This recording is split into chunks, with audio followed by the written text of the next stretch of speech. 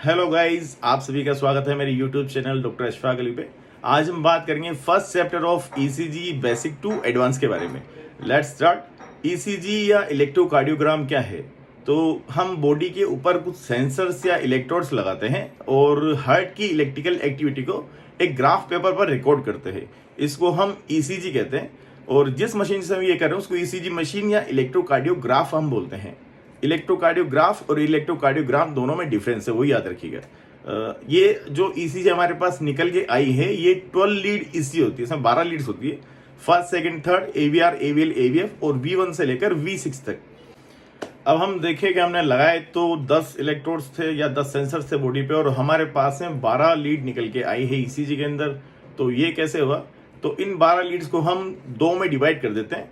एक तो limb Leeds या हेक्सेक्सल लीड्स और एक दूसरी हमारी जो बची है वो प्रीकोर्डियल लीड्स या चेस्ट लीड, जिनको हम चेस्ट पे लगाते हैं। अब हम बात करें लिम्ब लीड या हेक्सेक्सल लीड्स की, जो कि हैं first, second, third, AVR, AVL, aVF. अब ये बने कैसे? तो इनके लिए हम देखेंगे। सबसे पहले तो हमने राइट लिम्ब पे लगाया था ब्लैक इलेक्ट्रोड, उसको हम न्यूट्रल मान लेते हैं। तो फिर अब कैसे फर्स्ट, सेकंड, थर्ड बनते हैं वो देखते हैं।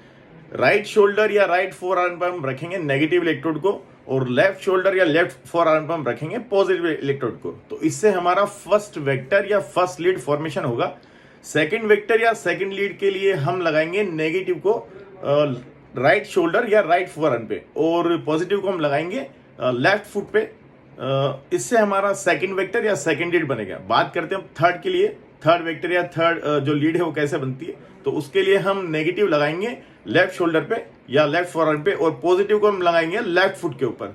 अब इन तीनों को लगाने के बाद इस तरह से एक ट्रायंगल फॉर्मेशन हमारे पास हो जाता है, जो कि एक उल्टा समबाहु त्रिभुज या जिसको हम बोलें कि इन्वर्टेड इक्विलेटरल ट्रायंगल है। इसके बारे में सबसे पहले डॉक्टर एंथोवेन ने बताया था, तो इसको एंथोवेन ट्रायंगल भी बोलते हैं। अब ये जो हमारा ट्रायंगल 3 वेक्टर से फॉर्मेशन होने के बाद में बना है, इस ट्रायंगल की तीनों भुजाओं पे परपेंडिकुलर यानी 90 डिग्री पे 3 नए वेक्टर और बनेंगे। उसके लिए फिजिक्स या मैथमेटिक्स का फॉर्मूला होता है, जिसकी बात हम नहीं करेंगे। अब जो ये 3 नए वेक्टर्स बने, इनको हम क्या नाम देंगे? तो ये हमारा फर्स्ट वेक्टर था। इसके परपेंडिकुलर यानी 90 डिग्री पे ये इस तरह से एक वेक्टर फॉर्मेशन होगा। ये नीचे की तरफ जा रहा है इंफीरियर, तो इसको हम बोलेंगे एवीएफ। ये हमारा सेकंड वेक्टर था जिसके परपेंडिकुलर या 90 डिग्री में हम बोले तो इस तरह से एक वेक्टर फॉर्मेशन होगा। इस तरह से ये हमारा जा रहा लेफ्ट साइड की ओर, तो इसको हम बोलेंगे एवीएल। थर्ड हमारा वेक्टर ये इस तरह से था और इसके परपेंडिकुलर या 90 डिग्री पे जो वेक्टर फॉर्मेशन होगा वो इस तरह से होगा, जो कि राइट साइड की तरफ जा रहा है, तो उसको हम बोलेंगे एवीआर। अब इंटरेस्टिंग बात यह है कि ब्लैक को हमने न्यूट्रल मान लिया था और 3 लिम्ब लीड हमने लगाए थे, उनसे हमारे पास अब 6 वेक्टर्स बन चुके हैं। तो एवीआर, एवीएल, एवीएफ ये जो वेक्टर्स बने हैं ये डिराइव्ड वेक्टर्स है। इनको हम डिराइव्ड वेक्टर बोलते हैं क्योंकि ये फर्स्ट, सेकंड, थर्ड से बने। इनके लिए हमने बॉडी पे कोई अलग से इलेक्ट्रोड या सेंसर नहीं लगाया था। ये बने हैं हमारे फर्स्ट, सेकंड, थर्ड वेक्टर से। ये डिराइव हुए हैं। डिराइव हुए तो बने हैं, तो इनका जो वोल्टेज होता है नॉर्मल वोल्टेज से कम होता है। अब इनको हम ऑगमेंटेड वेक्टर बोलते हैं। ऑगमेंटेशन मतलब होता है बढ़ाना। अब इनका जो वोल्टेज लो वोल्टेज है उसको बढ़ाने का काम करती है हमारी ईसीजी मशीन। जब ईसीजी मशीन से ये प्रिंट होता है तो ईसीजी मशीन इनका जो कम वोल्टेज था उसको बढ़ा के नॉर्मल कर देती है और एक नॉर्मल बहुत अच्छी ईसीजी हमको देखने को मिलती है, जिसमें सभी का वोल्टेज बराबर होता है। और एवीआर, एवीएल, एवीएफ में हमें लो वोल्टेज शो नहीं होता ईसीजी के अंदर। वो नॉर्मल जैसा ईसीजी के अंदर सबका वोल्टेज है वैसा ही वोल्टेज शो होता है।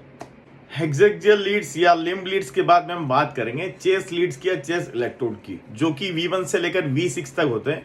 अब ये कैसे कैसे और कहाँ पे लगाते हैं तो वो सब हम देख लेते हैं। फर्स्ट, ये स्टर्नम के ऊपर जो नोच है इसको हम जुगुलर नोच या स्टर्नल नोच बोलते हैं। इससे हम थोड़ा, ये जो पार्ट है इसके नीचे वो मेन्यूब्रियम स्टर्नी है और उसके नीचे है स्टर्नम की बॉडी। तो मेन्यूब्रियम स्टर्नी और स्टर्नल बॉडी के बीच में एक उभार होता है। इस उभार को हम एंगल ऑफ लुई बोलते हैं। इससे हम लेटरल चलेंगे राइट या लेफ्ट दोनों साइड में तो हमें सेकंड रिब मिलेगी। सेकंड रिब के हम थोड़ा सा नीचे पैलपेट करेंगे तो हमें सेकंड इंटरकोस्टल स्पेस मिलेगा, जिसको हम शॉर्ट में आईसीएस बोल सकते हैं। सेकंड आईसीएस के बाद में third ICS, then fourth ICS. अब फोर्थ इंटरकोस्टल स्पेस में हम प्लेसमेंट करते हैं हमारे V1 और V2 का। वो कैसे? राइट साइड में एक्सटर्नल मार्जिन में हम फोर्थ इंटरकोस्टल स्पेस में लगाते हैं V1। वैसे ही हम लेफ्ट साइड में फोर्थ इंटरकोस्टल स्पेस में लगाएंगे V2, वो दोनों एक्सटर्नल मार्जिन पे या एक्सटर्नल बॉर्डर पे। अब हम बात करते हैं V4 की। तो V4 हमारा कहाँ लगेगा, तो ये हमारी जो क्लेविकल है, क्लेविकल को बीच में से काटते हुए एक हम इमेजिनरी लाइन ड्रॉ करते हैं, तो उसको हम बोलते हैं मिड क्लेविकुलर लाइन।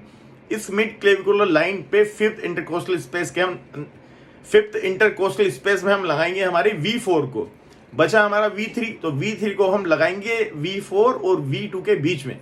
अब बचे हमारे पास में V5 और V6, तो कैसे, एक्सिला को कट करती हुई एक मिड एक्सिलरी लाइन है।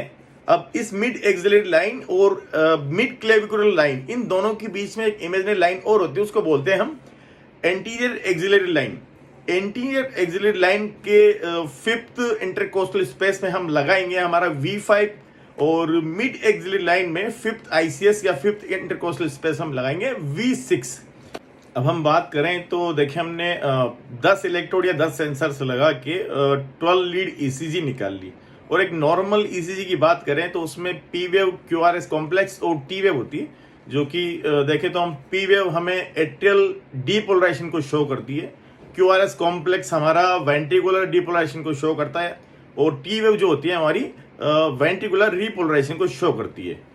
अब हम बात करें कंडक्शन सिस्टम की, तो ऐसे नोड से इलेक्ट्रिकल एक्टिविटी जनरेट होती है, इलेक्ट्रिकल इंपल्स जनरेट होते हैं, जो कि एट्रियम में डीपोलराइजेशन करने के बाद में AV नोड को जाते हैं। AV नोड से फिर ये बंडल ऑफ हिज को मिलते हैं, बंडल ऑफ हिज से फिर ये फर्दर डिवाइड होते हैं राइट और लेफ्ट बंडल ब्रांच ब्लॉक में, देन ये परकिंजे फाइबर्स में, और फिर इनसे वेंट्रिकल में कॉन्ट्रैक्शंस होते हैं। अब हम देखें ECG में लार्ज बॉक्स और स्मॉल बॉक्स होते हैं। तो लार्ज बॉक्स की बात करें तो एक लार्ज बॉक्स लंबाई और चौड़ाई के अंदर 5 × 5 mm का होता है, मतलब लंबाई में भी 5 mm, चौड़ाई में भी 5 mm। और एक लार्ज बॉक्स के अंदर हमारे 25 स्मॉल बॉक्स होते हैं, और हर एक स्मॉल बॉक्स जो होता है हमारा वो 1 mm का होता है। ये हमारे काम आएगा हमारा इंटरवल और सेगमेंट्स को, अब जब हम बात करें इनके बारे में तो उसमें काम आएगा। अब बात करते हैं क्या इंटरवल और क्या सेगमेंट होता है।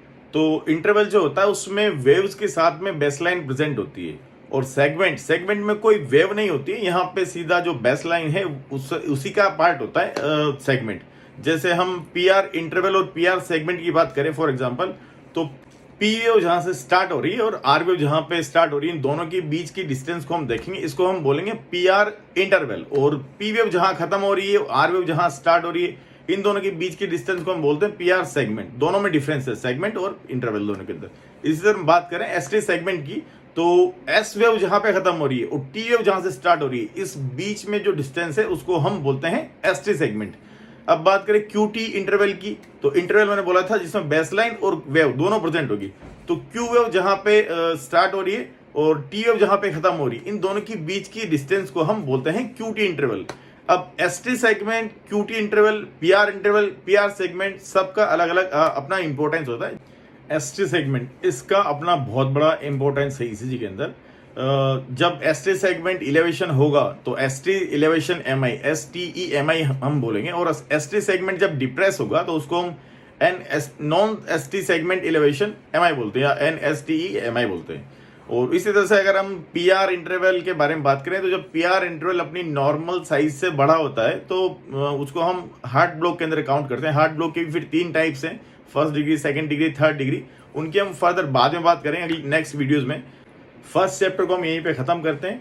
वीडियो अगर आपको इन्फॉर्मेटिव लगी तो चैनल को प्लीज़ सब्सक्राइब कीजिए, बेल आइकन बटन को हिट कीजिए, लाइक कीजिए, शेयर कीजिए, और मोर इन्फॉर्मेटिव वीडियोज़ के लिए जुड़े रहिए मेरे साथ, डॉक्टर अशफाक अली।